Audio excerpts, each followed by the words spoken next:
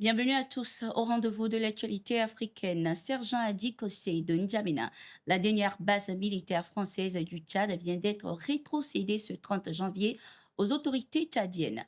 L'événement qui sera officialisé demain marque la fin de la présence des militaires françaises sur le sol tchadien. La rétrocession de la base Sergent Adi Kossé de N'Djamena vient boucler définitivement la présence française au Tchad, conformément à la volonté des hautes autorités de N'Djamena, a annoncé l'état-major de l'armée tchadienne. En novembre 2024, N'Djamena avait jugé obsolète et suranné les accords militaires qui liaient le Tchad à la France. Les militaires français sont ainsi priés de plier bagages avant le 31 janvier, délai de rigueur. La rétrocession de la base Sergent Adikossé de N'Djamena fait suite à celle de Faya dans le nord-est désertique et d'Abéché. L'armée française, déjà chassée du Mali, du Burkina Faso et du Niger, comptait sur ses bases tchadiennes pour s'assurer une présence militaire dans le Sahel. Il faut rappeler que le Sénégal et la Côte d'Ivoire ont également annoncé la fermeture des bases militaires françaises sur leur sol. Paris entend développer des nouvelles formes de coopération militaire avec des pays africains comme le Bénin ou encore le Nigeria. Toujours avec le Tchad, le président Mamad Idriss Déby a officiellement pris la tête du mouvement patriotique du Salut MPS, parti fondé par son père. Il a été désigné président national lors du 13e congrès du parti qui s'est tenu le 29 janvier 2025 à N'Djamena. Ancien président d'honneur, il occupe désormais une position centrale dans la direction du parti. Un autre changement significatif a eu lieu au poste de secrétaire général du parti. Mamad Zen Bada, figure historique du parti, a cédé sa place à Aziz Mohamed Saleh, actuel ministre des Infrastructures et du Désenclavement. Cette décision fait suite à l'échec de Zen Bada lors des élections législatives du 29 décembre. Le parti, à travers ces changements, entend insuffler un nouveau dynamisme afin de mieux répondre aux besoins de la population tchadienne. Le parti Mouvement patriotique du Salut, fondé par l'ancien président Idriss Déby, est au pouvoir depuis plus de 30 ans. Après 25 années de présence au Mali, le géant français Total Energy cède ses activités à la société béninoise Bénin Petro SA et à son partenaire Coli Energy Mali.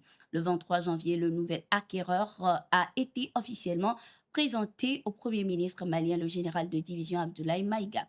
Bénin Petro SA et Coli Energy Mali s'engagent à protéger les emplois des 1109 hommes et femmes qui travaillent dans la société Total Énergie.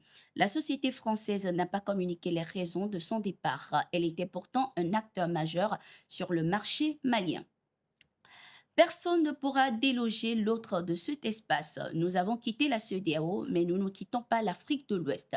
Il nous faudra trouver des moyens de coexistence entre l'AES en tant qu'entité et la CEDEAO afin de préserver le bien-être de nos populations. C'est la déclaration du ministre des Affaires étrangères du Mali, Abdoulaye Diop, lors d'un entretien accordé à la télévision nationale. Selon le chef de la diplomatie malienne, bien que leur pays ait quitté le bloc régional, il demeure essentiel de trouver des solutions permettant une coopération bénéfique pour les populations respectives. Il a également précisé que les échanges avec la CEDEAO se poursuivront dans cet esprit, dans un climat de sérénité et de respect mutuel.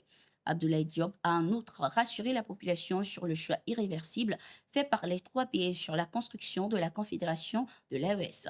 Nous savons ce que nous voulons et nous savons ce que nous valons. Sur cette base de confiance et de sérénité, avec des indications claires de nos chefs d'État quant aux objectifs à atteindre, nous n'entrerons pas dans des confrontations inutiles. Nous nous battons pour défendre et préserver les intérêts de nos populations tout en cultivant les meilleurs rapports possibles entre nous, a-t-il ajouté. Suite au retrait officiel des pays de l'AES, la CEDEAO a évoqué un certain nombre de mesures visant à soulager les populations et à atténuer les conséquences de cette décision. Ces mesures incluent notamment la reconnaissance des passeports et des cartes d'identité nationales portant le logo de la CEDEAO des citoyens de ces pays, ainsi que la liberté de circulation, de résidence et d'établissement, sans visa, en plus du soutien aux fonctionnaires de la CEDEAO. Résident au Nigeria depuis la controverse qu'il a opposée aux autorités de son pays, l'ex-président de la Sierra Leone, Beko Haram, a fait part de sa volonté de retourner au pays. L'information a été donnée par son conseiller juridique, Fidjira Kamara, lors d'une interview accordée à une radio locale. Il n'est pas dans l'intention de l'ancien président Koraman de demeurer au Nigeria. Il souhaite retourner chez lui.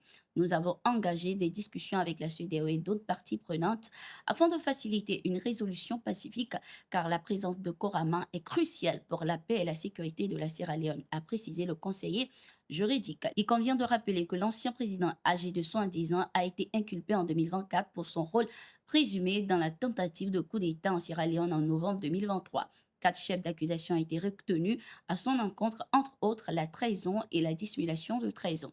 Grâce à la médiation de la CEDEAO, l'ancien président a quitté son pays pour se rendre au Nigeria pour des raisons médicales.